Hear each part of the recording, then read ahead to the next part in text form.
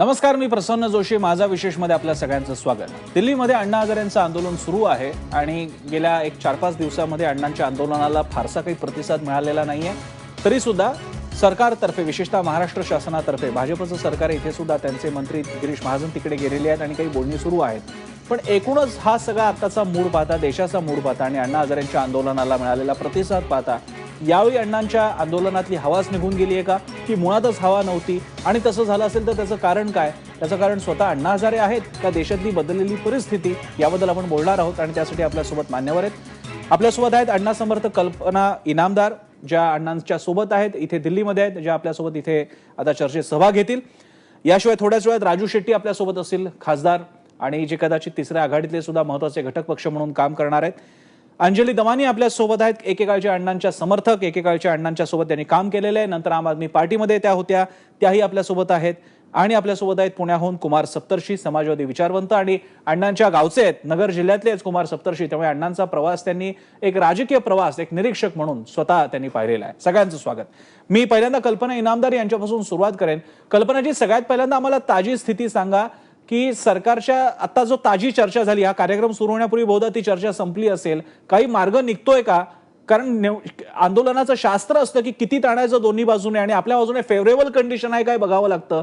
तशी आज तुम्हाला वाटते का? इतरांना वाटत नाही की तुम्हाला फेवरेबल कंडिशन आहे? ऍक्च्युली काय की काल मंत्री महोदय आले होते, अण्णांची चर्चा केली. त्याच्यामध्ये बरेचसे काही मुद्दे त्यांनी काढले आणि ते त्यांनी असं म्हणाले की आम्ही परत करेक्शन करून देऊ म्हणून. त्यानंतर मग परत सकाळी त्यांचे काही अधिकारी आले होते, त्या अधिकाऱ्यांनी पण ते परत करेक्शन करून घेऊन आले होते. पण तो अण्णांना काय तो ड्राफ्ट काही त्यांना पसंत नाही आला. मग त्यांनी काय म्हणाले की तुम्ही हे सगळं व्यवस्थित करेक्शन करून घेऊन या आणि जसं मला पाहिजे तसं तुम्ही द्या, म्हणजे मग मी अंचन सोडेन म्हणून. तर आता मंत्री महोदय आलेले आहेत आणि वरती चर्चा त्यांची चालू आहे. पण प्रॉब्लेम काय झालेला आहे की अण्णांची रूम फार लहान आहे आणि त्याच्यामध्ये जे महाजन साहेब आले त्यांच्याबरोबर एक 3-4 अधिकारी आलेले आहेत आणि प्लस आमचे कोर कमिटीचे 2-3 लोक होते. पण तितकंसं ते अजून काही डिसिजन पूर्ण झालेलं नाहीये आणि पुन्हा आता पण त्याच्यामध्ये काहीतरी करेक्शन काढलेलं आहे. तर त्याच्यामुळे जोपर्यंत अण्णाच्या म्हणजे अण्णांच्या मनासारखा जोपर्यंत तो ड्राफ्ट होत नाहीये तोपर्यंत अण्णा काही अनशन मागे घेणार नाहीये. ठीक आहे, मला एक बेसिक तुम्ही माहिती दिली त्यासाठी धन्यवाद. मला बाकी सुद्धा काही माहिती जाणून घ्यायची आहे कल्पनाजी, त्यामुळे तुम्ही आमच्यासोबत राहा. मी अंजली दमानी यांच्याकडे जातो. अंजलीजी, तुम्हाला तर या सगळ्या चर्चेचा, सगळ्या फेऱ्यांचा तुम्हाला अनुभव आहे. ज्या प्रकारे सरकार आता अण्णा हजारेंना आणि त्यांच्या आंदोलनाला हाताळू पाहत आहे, तुम्हाला वाटतं काही हातात येईल? मुळात अण्णांच्या आंदोलनाचं टायमिंग, याबद्दल तुम्हाला एक अनुभवी आंदोलनकर्त्या म्हणून काय वाटतं?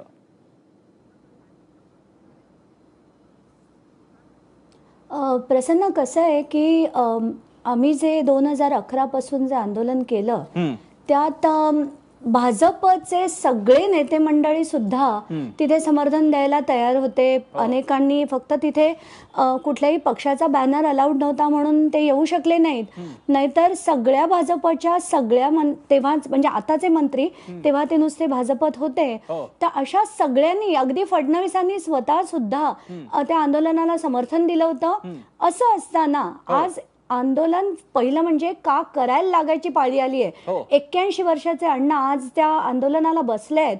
त्यात 5 दिवस झाले एक माणूस साध्या साध्या गोष्टी ज्या हक्काच्या आहेत त्याच्यासाठी आंदोलन करतोय आणि यांना त्याच्यात म्हणजे ताणायचं किती, बोलायचं किती, या सगळ्या गोष्टी म्हणजे खरं तर याचा हा विषयच उद्भवला नाही पाहिजे.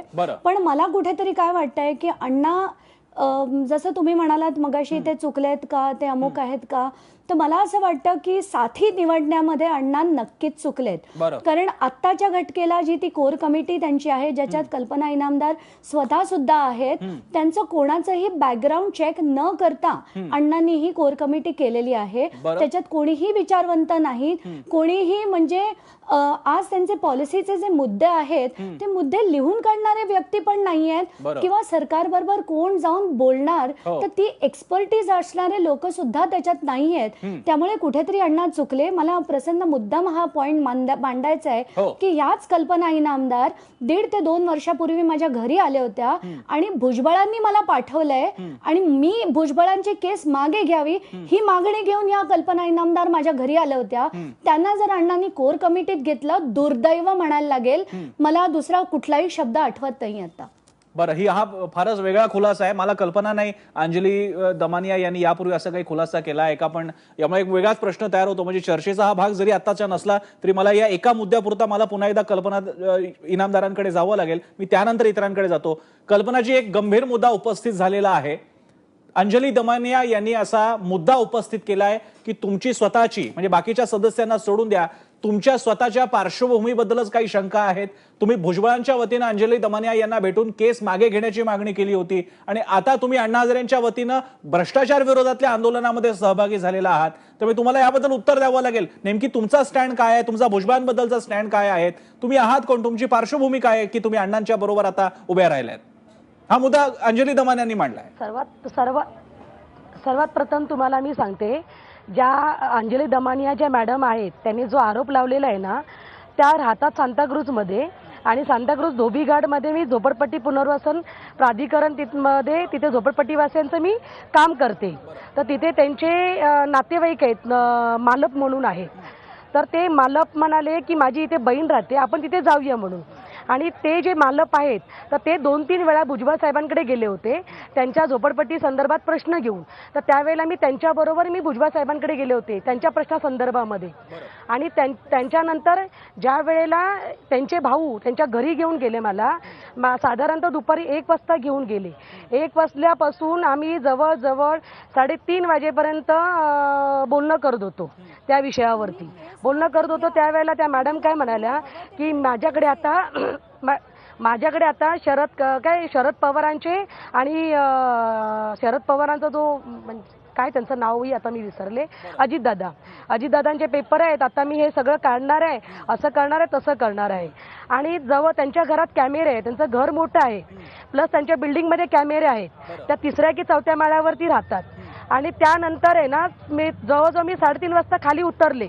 आणि खाली उतरल्यानंतर मला माहीत नाही, याने टीव्हीवरती बाईट दिलं की भुजबळ साहेबांनी कोणत्या तरी एका लेडीला घरी पाठवलं धमकी देण्यासाठी, असं केलं तसं केलं, बरंचसं काही त्यांनी चर्चा मांडली. मला हे म्हणायचं आहे मॅडमला की मॅडमच्या घरात कॅमेरे आहेत, मॅडमच्या सोसायटीत कॅमेरे आहेत, मॅडमच्याकडे वॉचमॅन आहेत, त्यांच्या घरामध्ये काम करणारे लोक आहेत. जर मी धमकी देते तर मॅडम शांत राहू शकतील का, हा पहिला मुद्दा. बरोबर आहे. दुसरी गोष्ट म्हणजे की ह्या मॅडमचं एक नेचर असं आहे की ती व्यक्ती कॉलरला धरून पोलिसांकडे घेऊन जाणारी व्यक्ती आहे. ती कशी काय शांत राहू शकते जर तिला धमकी देणार असेल तर, पहिला मुद्दा. दुसरा मुद्दा की मला आता कोर्टाने खासदार आहे त्यांच्या संदर्भामध्ये बोलणं करायला बंदी केलेली आहे, ते तुम्हाला मी सांगते. बरं, मला फक्त अगदी थोडक्यात सांगा, कारण आताच्या कल्पनाजी आताच्या कार्यक्रमाचा तो विषय नाहीये, पण एक गंभीर मुद्दा उपस्थित केला आणि तुम्हाला बोलायची संधी मिळाली नाही असं होऊ नये म्हणून मी तुमच्याकडे आलो. मला फक्त एकच सांगा, कारण एक भुजबळांचा मुद्दा हा पुन्हा अण्णा हजारेंच्या सगळ्या वाईड स्पेक्ट्रमशी संबंधित आहे, म्हणजे त्यांच्या आंदोलनाच्या सगळ्या भागाशी संबंधित आहे, तो म्हणजे भ्रष्टाचार विरोध. माझा तुम्हाला थेट प्रश्न आहे, तुम्ही अण्णा समर्थक आहात का भुजबळांचा मनातून तुम्ही एक प्रकारे आदर करता आणि अजून भुजबळ समर्थक सुद्धा मनातून आहात? नेमकी तुमची भूमिका काय आहे? सर एक मिनिट. मी अण्णा समर्थक आहे. अण्णांकडे मी जवळजवळ माझ्या वयाच्या 14 वर्षापासून मी अण्णांना ओळखते, मुंबईत असल्यापासून, अण्णा जेव्हा काळा चौकीला राहत होते तेव्हापासून. दुसरी गोष्ट आहे की ज्या मॅडम ज्या संबंध लावतायत भुजबळांसंदर्भामध्ये, मला त्या मॅडमला एक रिक्वेस्ट करायची आहे, माझी पार्श्वभूमी चेक करावी आणि ते सगळे पेपर आहेत ना अण्णांकडे आणून द्यावे आणि अण्णांकडे आणून द्यावे. अण्णा डिसिजन घेतील खरं त्यांच्याकडे जर काही पुरावे असतील तर. कारण कसं आहे की मॅडम बिना पुराव्याचं बोलत नाहीत, बरोबर आहे. आता जसं त्यांनी त्या दिवशी हायलाइट करण्याकरता, सिक्युरिटी मागण्याकरता त्यांनी भुजबळांचं नाव घेऊन माझं नाव खराब करण्याचा प्रयत्न केला. त्यांना मी ओपनली चॅलेंज देते की माझी पार्श्वभूमी चेक करावी आणि ते सगळे पेपर. मला हा मुद्दा फार नाही वाढवायचा, फक्त एक मी शेवटची कमेंट अंजली दमानियांकडनं घेईन आणि मी बेसिक मुद्दा आपला चाललेला आहे अण्णांच्या आताच्या आंदोलनाचा, तो घेऊन मी सप्तर्षींकडे जाईन. एक शेवटचा मुद्दा फक्त मी पुन्हा दमानियांकडे जातो, हा मुद्दा इनकम्प्लीट राहू नये म्हणून. दमानियाजी, माझा बेसिक प्रश्न असा आहे, समजा धरून चालू या कल्पना इनामदार यांचे काही पॉलिटिकल बायसेस समजा असतील, पण तसे तर अण्णा हजारेंच्या आंदोलनाच्या वेळी सुद्धा होत्या. त्यावेळेस सुद्धा अनेक मंडळी ही भाजप किंवा संघाशी कशी संबंधित होती हे आपल्याला माहित होतं. रामदेव बाबा असतील किंवा श्रीश्री असतील यांचा पॉलिटिकल इन्क्लाइन कुठे आहे ते सुद्धा आपल्याला माहित होतं. जनरल मलिक तेव्हा लष्कर तेव्हाच्या नंतर रिटायर जे बाहेर पडले होते ते लष्कर तत्कालीन लष्कर प्रमुख असतील किंवा अशी अनेक मंडळी असतील हे आपल्याला माहिती आहे. बेदींबद्दल सुद्धा आपल्याला माहिती आहे. अशावेळी आज अण्णांचं आंदोलन तुमच्यासारखी मान्यवर मंडळी नसताना जी कोणी मंडळी पुढे घेऊन जात आहेत त्यांच्यावरती असा आरोप आत्ताच्या पातळीला लेवलला करणं योग्य वाटतं का? हे टायमिंग तुम्ही चुकलंय असं नाही का वाटत तुमचं? एक सेकंड प्रसन्न, नाही प्रसन्न, बोला. नाही प्रसन्न, म्हणूनच मला क्लॅरिफिकेशन देऊ दे. पहिला मुद्दा असा की आज आम्ही दिल्लीला गेलो होतो आंदोलनात, याच कल्पना इनामदार माझ्या समोर होत्या. मी अण्णांना जाऊन हे पूर्ण सांगितलंय, त्यांच्यावर जी कारवाई व्हायची ती होईलच.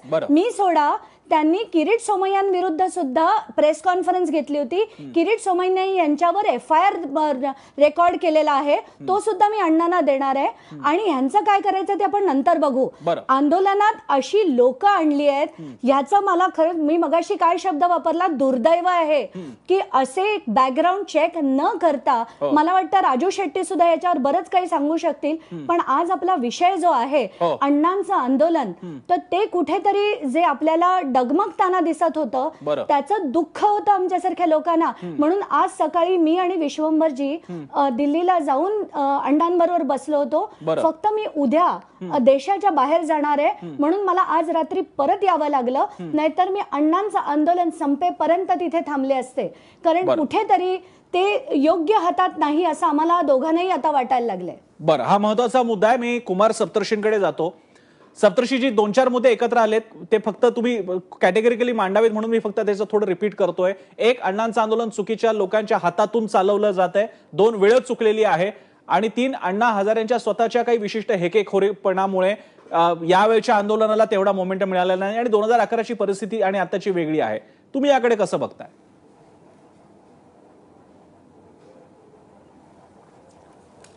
एक तर अण्णा हजारे माझे फार लहानपणापासूनचे मित्र आहेत आणि त्यांचं नाव आहे, अनेकांच्या भावना त्यांच्या त्यागाशी वगैरे जुडलेल्या आहेत. म्हणून फार न बोलणं बरं, हा त्यातला शहाणपणाचा मार्ग आहे. पण आता अंजलीताई ज्या म्हणाल्या की त्यांची कोर टीम चांगली नाही, तर असं काही झालंय का की अण्णांनी अंजलीताईंना असं म्हटलं की बुवा तुम्ही नको कोर टीम मध्ये, त्या गेल्या असतं तर अण्णांनी त्यांना घेतलं असतं. अण्णांची जी विचार करण्याची पद्धत आहे ती फार जजमेंट घेण्याची नाहीये. आणि अण्णांना मोठं करण्यासाठी अनेक लोक धडपडत असतात, तर त्यावेळेला ते होऊ देतात. या वेळेला कुणी आले नाहीत, मग जे आहेत ते घेतले. आता प्रश्न असा पडतो की अण्णांना का करावं असं वाटतं आंदोलन. तर असं आहे की आयुष्यभर जे केलं, म्हणजे आता सिनियर सिटीजनचा विकनेस म्हणा. आता मला यंदा वाटलं 76वा वाढदिवस माझ्या एका आंदोलनात व्हावा अटक होऊन, तर तसं झालं. तर असं अण्णा नाही वाटत असेल की माझं आता 81 वय झाले, परत कधी उपोषण करणार, तर आता एक करून टाकूया. पण टायमिंग चुकलं ह्या मताशी मी अंजलीताईंची बरोबर सहभागी आहे. कारण अण्णांच्या स्वभावाप्रमाणे त्यांनी सर्व संघटित याचा लोकांचा आवाज काय आणि तो माझ्या उपोषणाद्वारे काढायचा इतका काही विचार केलेला नसणार. आणि म्हणून त्यांना कोर टीम लागते का, हाच एक प्रश्न आहे माझा. त्यांना कोर टीम लागत नाही. ते म्हणतात की सामुदायिक पुरुषार्थाची गरजच नाही, वैयक्तिक पुरुषार्थातून मी हे करून दाखवतो, तर आय प्ले माय रोल, म्हणून ते आता बसलेले. दुसरं एक महत्वाचं कारण आहे की मागच्या वेळेला त्यांचं आंदोलन गाजलं आणि त्याच्यामुळे सत्तांतर झालं अशी सुद्धा बोलवा आहे. आणि यावेळी मात्र अण्णा असं उपोषण करताय की त्याला शक्ती जोडूच देत नाही. म्हणजे हार्दिक पटेल आला तर तुला ह्या अटी आहेत, तू स्टेजवर बसायचं नाही, स्टेजवर मी एकटाच असेल. म्हणजे ते यावेळेला शक्ती का नाकारताय, तर त्याच्यात कदाचित त्यांच्या मनात वा सुप्त मनात भाजपला फार त्रास देण्याचं नसावं असं मला वाटतं. आणि त्यामुळे त्यांनाच हे आंदोलन फार मोठं उभं राहावं असं वाटत नसेल, म्हणून एक आंदोलन झालं, हे आले, बरं.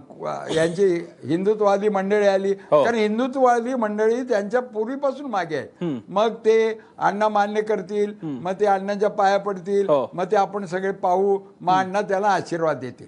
आता भाजपला आशीर्वादाची फार गरज आहे. बरं, असं देशातलं वातावरण. मी सप्तर्षी सर, तुम्ही तुमच्या दोन मतांना थोडी परिस्थिती अनुकूल यासाठी वाटत नाही, कारण अण्णा हजारे एवढा मोठा, म्हणजे जी त्यांनी क्रेडिट जे अजूनही त्यांच्या नावावरती आहे 2011चं, ते क्रेडिट भाजपला अप्रत्यक्षरित्या समर्थन देऊन मग ते आंदोलन छोट्या प्रमाणात करणं असेल, लवकर आटोपणं असेल, असं करून ते स्वतःची क्रेडिबिलिटी घालवतील का, हा मुद्दा आहे.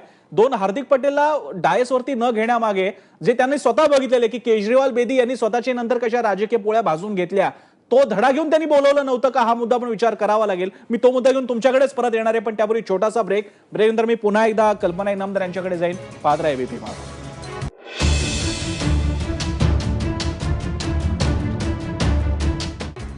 ब्रेकनंतर आपल्या सगळ्यांचं पुन्हा एकदा स्वागत. आपली चर्चा सुरू आहे. अण्णा हजारे यांच्या आंदोलनाचा फियास्को का होतोय, असं का वाटतंय की अण्णा हजारेंच्या आंदोलनामध्ये ती वाफ, ती स्टीम नाहीये जी 2011 साली आपल्या सगळ्यांना बघायला मिळाली होती. आपण पुन्हा एकदा जाऊया दिल्लीला. कल्पना इनामदार आपल्या सोबत आहेत, अण्णा हजारेंच्या समर्थक.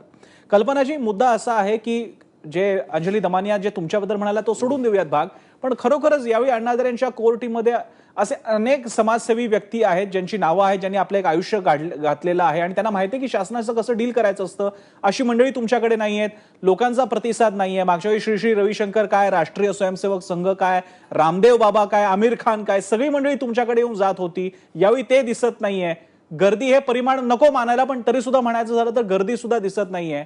काहीतरी चुकलंय का, काहीतरी बिनसलंय का कल्पनाजी, जे अजूनही समजत नाहीये तुम्हा मंडळींना?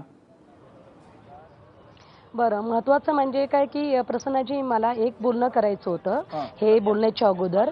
ज्या मॅडमने माझ्यावरती जे मगाशी बोलताना मी विसरले, जो आरोप लावला होता की माझ्यावरती कोणी खासदारांनी, जे त्यांचं मी नाव नाही घेते, ते तुम्हालाही माहित असेल, ती कोर्टामध्ये त्यांनी मला न सांगता ऑर्डर आणलेली आहे की मी कुठे प्रेस घ्यायची नाही म्हणून. तर त्यांनी त्यांच्याबद्दल जे म्हणलेलं आहे की माझ्यावर FIR झाले वगैरे, काय असं काही नाहीये. कारण काय की कोर्टामध्ये मी स्वतः पेपर सबमिट केलेले आहेत. आज गेले 1.5 वर्ष झालं की ती केस अजून बोर्डावरती येत नाही, आणि ज्या वेळेला डेट येते ना त्यावेळेला ती केस आहे ना परत पुढे 2 महिने जाते. बरं, ठीक आहे. तर त्या संदर्भातला जो खुलासा आहे ना, त्या अंजलीला सांगा की त्याचा खुलासा मी पूर्णपणे समोर येऊन करेन त्या गोष्टीबद्दल. नंतर करा, जरूर करा. तुम्ही जाहीरपणे तुमच्या अकाउंट फेसबुक वगैरे वरती पण करू शकता. माझा बेसिक प्रश्नाचं उत्तर द्या, यावेळच्या आंदोलनामध्ये ती ताकद का नाही जाणवत? नाही सर प्रसन्नाजी, मला काय म्हणायचंय की जे आता मला बदनाम करण्याचं जे षडयंत्र म्हणजे चाललेलं आहे ना, की हे कुठेतरी कसं आहे की अण्णांच्या आंदोलनाला कुठेतरी धार येईल, पुढे भविष्य काळामध्ये संघटन वाढेल, आणि त्यांनाही माहिती आहे की या मॅडम संघटन वाढवू शकतात. कुठेतरी चांगले पिलर असतील ना, त्यांना कसं तोडायचं आणि कसं मोडून बाहेर फेकायचं ना, हे ह्यांच्याकडे शिकायचं. कारण का हे सगळे राजकीय लोक आहेत, आणि ह्या राजकीय लोकांना अण्णांच्या आजूबाजूला यायचंय, अण्णांकडे गाजायचंय, परत नवीन पार्टी त्यांना नवीन उभी करायची आहे. म्हणून यांना ही कोर्ट टीम जी आहे ती कमकुवत वाटते. कारण का ह्या ज्या कोर्ट टीम मध्ये जे लोक आहेत ते सर्वसामान्य लोक आहेत, हे राजकारणात जाणार नाही अशी शपथ त्यांनी घेतलेली आहे. कारण राजकारणी लोकांमध्ये आणि सामाजिक काम करणाऱ्या लोकांमध्ये जमीन आसमानाचा फरक असतो.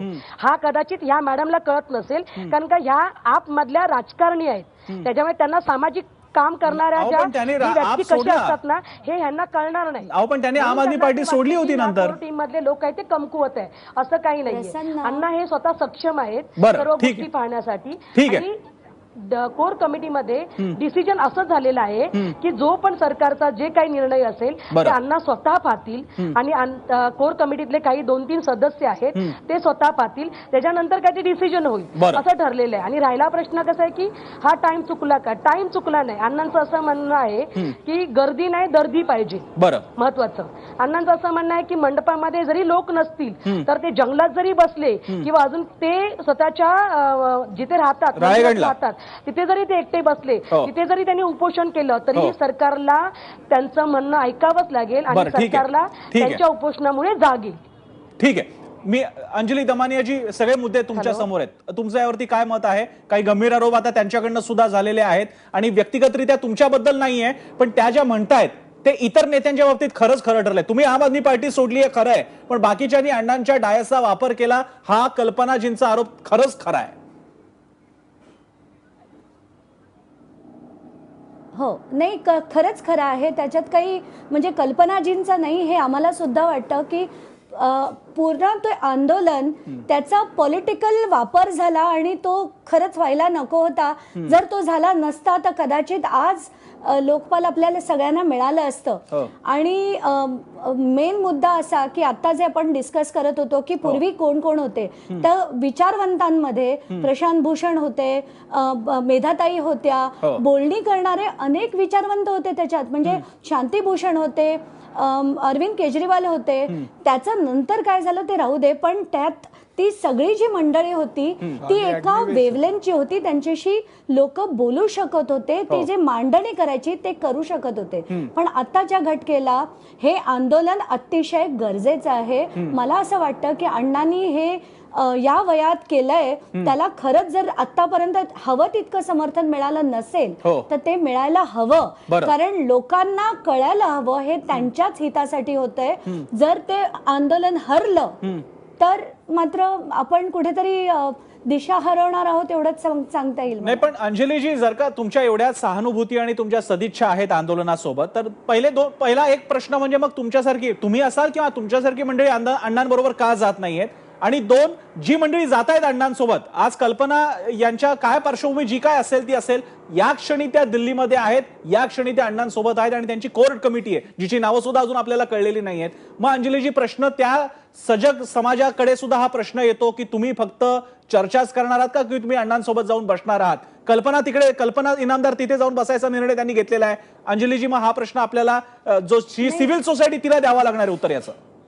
अंजलीजी.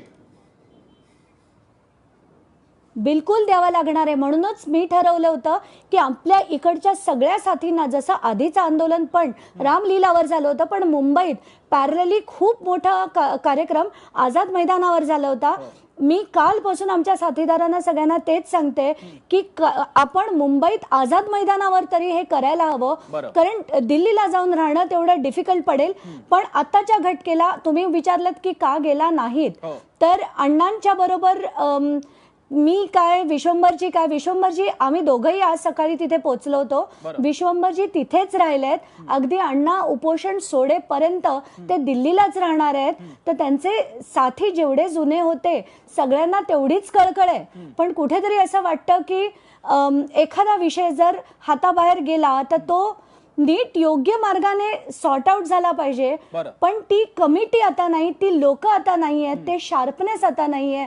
तर खरंच आलं पाहिजे आणि त्या सगळ्यांनी जेवढे जुने सहकारी होते जे आता राजकीय क्षेत्रात नाही आहेत ते सगळे खरं परत आले तर हे आंदोलन खरंच चांगलं शेप घेऊ शकते. अंजलीजी, मला सप्तर्षींकडे जाण्यापूर्वी मला कल्पना आहे, मला सप्तर्षींकडे लगेच जाता नाही आलेला, पण अंजलीजी एक प्रश्न खूप महत्वाचा आहे. तुम्ही म्हणताय एक्सपर्ट्स पाहिजे, तुम्ही म्हणताय चेहरे हवेत. अंजली दमानिया हा चेहरा सुद्धा आम्ही 2011 नंतर आम्हाला बघायला मिळाला. विश्वंभर चौधरी लवासा प्रकरणापासून प्रसिद्ध होतेच, पण अण्णा आंदोलनामुळे एक चेहरा म्हणून एस्टॅब्लिश झाला. धर्माधिकारी तसेच एस्टॅब्लिश झाले आणि अशी असंख्य नावं आहेत. कुमार विश्वास हे नावं त्या फ्रॅटर्निटीमध्ये सगळ्यांना माहित होतं, पण सगळीकडे बाहेर यायला सुद्धा कुमार विश्वास अण्णांमुळे पुढे आले. मग आताची जी कोर कमिटी आहे ती यापुढची अंजली दमानिया, कुमार विश्वास, प्रशांत भूषण देणार नाही असं तुम्ही कसं काय म्हणू शकता? आपण त्यांना देऊयात की सदिच्छा या नव्या कोर टीमला? नाही प्रसन्ना, हा प्रश्न तुम्ही मला दोनदा विचारलात म्हणून आता त्याचं स्पष्ट उत्तर देते की डिसेंबर महिन्यात I was diagnosed with cancer. त्याच्यानंतर माझ्या 2 सर्जरीज झाल्या. मार्च मध्ये माझ्या मुलीचं लग्न झालं. म्हणून गेले 3 महिने जर आपण बघितलं असेल की मी कुठल्याही टीव्ही चॅनल्सवर पर्सनल प्रश्न नव्हता हा, तुम्हाला पर्सनल प्रश्न नव्हता. माझं म्हणणं होतं, माझं तुम्हाला पर्सनल प्रश्न प्लीज जाणून घेऊ नका. मला आपल्या सगळ्यांना कल्पना आहे की तुम्ही उलट आम आदमी पार्टी सोडली होती. माझा प्रश्न अशा अर्थानं होता की आहे ती कोर कमिटी कुठे कमी पडते असं तुम्हाला वाटतंय, ज्याच्यासाठी तुम्ही म्हणताय की यांच्याकडे चेहरे नाहीयेत? एवढाच माझा प्रश्न आहे. चेहऱ्याचा पण प्रसन्न प्रश्न नाहीये. त्यांच्याकडे इंटलेक्टच नाहीयेत. आता जे मुद्दे मांडलेत त्या मुद्द्याचं विश्लेषण करणं, किंवा आज जर गिरीश महाजन तिथे बोलणी करायला गेले तर अण्णांना बसावं लागतंय त्यांच्याशी बोलणी करायला, कारण इतर त्यांच्याबरोबर बोलणी करणारी माणसंच नाहीये.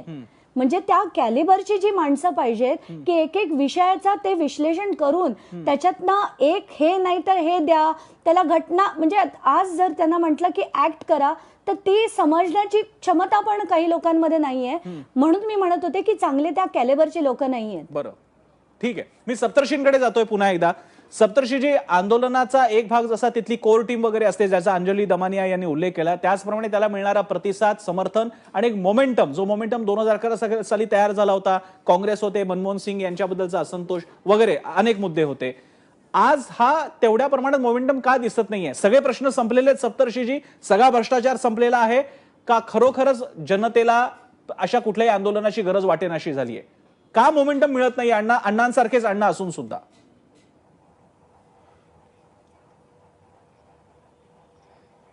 याच्यात एक 2-4 गोष्टी आहेत. काही मूलभूत आहेत आणि काही आताच्या तात्कालिक आहेत. म्हणजे अंजली त्या म्हणाल्या बा दिल्लीपेक्षा मुंबईत बरं झालं असतं, ते भाग वेगळे आहेत. पण मुळामध्ये हा कोर टीमचा जो विषय आहे त्याच्यापूर्वी एक लक्षात घेतलं पाहिजे की अण्णांना अशी कोर टीम लागते का? अण्णांना अशी कोर टीम लागत नसते. कारण मुळामध्ये जो वैयक्तिक उपोषणाच्या आधारे जन आंदोलन उभं करतात तिथे जनतेचा पुरुषार्थ, सहकाऱ्यांचा पुरुषार्थ अपेक्षितच नाहीये. म्हणून तिथे कोर टीम असली का नसली का तो मुद्दा नाही. आणि सरकारशी बोलणी करण्यातून हे प्रश्न सुटतात हेही खरं नाहीये. सरकारला सोडवायचे तर सोडवतील. तर याच्यामध्ये एकच मला असं दिसतंय की अण्णांना राजकीय लोक का नकोत आणि मग सरकारशी बोलणं हे राजकीय नाही तर काय बिगर राजकीय असतं? खरं तर असं की प्रत्येक गोष्ट ही राजकीय असते. म्हणून you have to be always politically correct. आणि असं जर कोणी म्हणेल की आम्ही अराजकीय आहोत तर ते सुद्धा एक राजकारणाचा भाग आहे असं अराजकीय म्हणणं. तर अण्णा आत्ता पॉलिटिकल लोकांना टाळत आहेत, तेव्हा मात्र टाळत नव्हते. हा माझा मुद्दा आहे. हे यावेळेचा फरक आहे. आणि त्याच्यावरनं कारण आज मोदींच्या विरुद्ध जे देशात वातावरण आहे त्याच्यामध्ये कितीतरी लोक टपले. जर इतरांनी सगळ्यांनी वापर केला असं तुमचं मत आहे, माझं तसं मत नाही. अण्णांचा वापर कोणी करत नाही. अण्णा त्या परिस्थितीचा वापर बरोबर करतात. तर मागच्या वेळेला बाकीचे सगळे तिथं आपोआप आले ना, आणि तेच पुढे सत्ताधारी झाले. मग आता काय? सप्तर्षी सर, तोच मुद्दा आहे. तुम्ही सुद्धा म्हणताय की या देशामध्ये असंतोष आहे, खतखत आहे, सत्ताधाऱ्यांच्या विविध वर्तनाबद्दलचा खतखत आहे. मग ती कन्वर्ट होताना का नाही दिसत आहे? दिल्लीसारखं व्हायब्रंट शहर असून सुद्धा ही सगळी मंडळी येत का नाहीये? अजूनही गुज्जर जाटांच्या आरक्षणाचे मुद्दे कायम आहेत. अजूनही उत्तर प्रदेशमध्ये बटाटे कसे फेकून दिले होते, शेतकऱ्यांचे प्रश्न कायम आहेत. मग ही मंडळी आता का येत नाहीयेत? दिसतंय ना बेकार नाही ना आता. म्हणजे मला तेच म्हणायचं की अण्णांना ते हवे आहेत का? त्या शक्ती हव्या आहेत का? ज्या आज अँटी मोदी आहेत त्या शक्ती हव्या आहेत का? त्यांना मागच्या वेळेला असं तर नव्हतं ना. म्हणजे मला वारंवारी मनात शंका येते, याचं उत्तर मिळण्याची शक्यता नाही. कारण अण्णा ते काही सांगणार नाहीत, ते हसतील याच्यावरती. की अरविंद केजरीवालच्या नंतर राजकारणात जाण्याने जर काँग्रेस हटली असती, भाजप आली असती तर अण्णांना अरविंद केजरीवाल राजकीय वाटले असते का? ते अरविंद केजरीवालने गडबड अशी केली की काँग्रेसही गेली आणि भाजपही गेली, म्हणून त्यांच्यावरच राग आहे. म्हणजे याचं कारण आहे ना काहीतरी. तर आता त्यांना तो गेम खेळायचा नाही, तो कंट्रोल गेम खेळायचा आहे त्यांच्या हातापुरता. पण सप्तर्षी सर, तुमच्या बोलण्यात एक सरळ आरोप आहे, तुमच्या बोलण्यात सरळ आरोप आहे की अण्णा हजारे हे भाजपची बी टीम म्हणून म्हणा किंवा केवळ असंतोष डिफ्यूज करण्याचा एक एक्झॉस्ट म्हणून काम करतायत, असा तुमच्या बोलण्याचा अर्थ निघतो.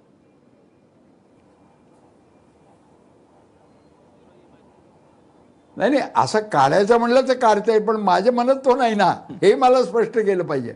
माझ्या मनात एवढंच आहे की अण्णांना त्याच्या वेळेला जे वाटतं ते अण्णा करतात. म्हणजे आता मी त्यांचा 1 वर्ष सहकारी होतो, मला माहिती आहे ना. असं काय आपण सांगून ते बदलता? म्हणजे अंजलीताईंना आणि विश्वंभरला ही असं वाटत असतं की अण्णा आपल्या ऐकतील, पण हीच अण्णांची खुबी आहे की त्यांना वाटावं की अण्णा त्यांचं ऐकतात, पण अण्णा कुणाचंही ऐकत नसतात. ठीक आहे विश्वंभर, मी म्हणून अंजली असली काय आणि कल्पना असली काय तसं काय त्यांना फरक पडत नाही. सप्तर्षीजी गणित ठरलेली असतात. सप्तर्षीजी, असं अण्णा इतके एकखांबी तंबू आहेत असं तुम्हाला वाटतंय, पण तसं असायला हरकत नाही, पण त्याची मर्यादा त्या पातळीला लक्षात येते. दिल्लीच्या स्टेजवरती जेव्हा तुम्ही काम करत असता तेव्हा इतकं एकखंबी असून चालत नाही. तुमचं ग्रामीण राजकारणाची समज ही कदाचित राळेगण सिद्धी नगर जिल्ह्यापुरता आणि काही प्रमाणात महाराष्ट्रामध्ये चालून जाईल, पण दिल्लीमध्ये काम करत असताना तुमच्यासारखी मंडळी तिकडे असंख्य प्रमाणात असतात.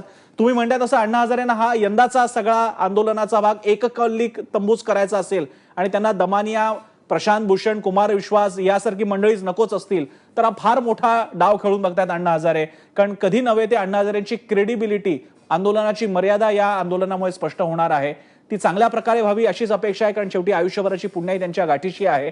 अन्यथा हा आणखी एक फसलेला खेळ म्हणून त्यांच्या माथी मारला जाईल का, जो मुंबईमध्ये झाला होता, ते बघावं लागेल. पण तूर्तास अजूनही सगळ्या गोष्टी संपलेल्या नाहीत. अजूनही रणात उतरणारे काही रणमर्द आहेत, अजूनही नेते आहेत, कारण अजूनही अण्णा हजारे यांनी गिरीश महाजनांना शेवटचा शब्द दिलेला नाही. तूर्तास आपल्याला मात्र इथे थांबावं लागेल. आपल्याला आजच्या चर्चेसाठी कल्पना इनामदार, अंजली दमानिया, कुमार सप्तर्षी यांनी वेळ दिला, यांचे आभार. इथेच थांबूयात. पाहत राहा एबीपी माझा.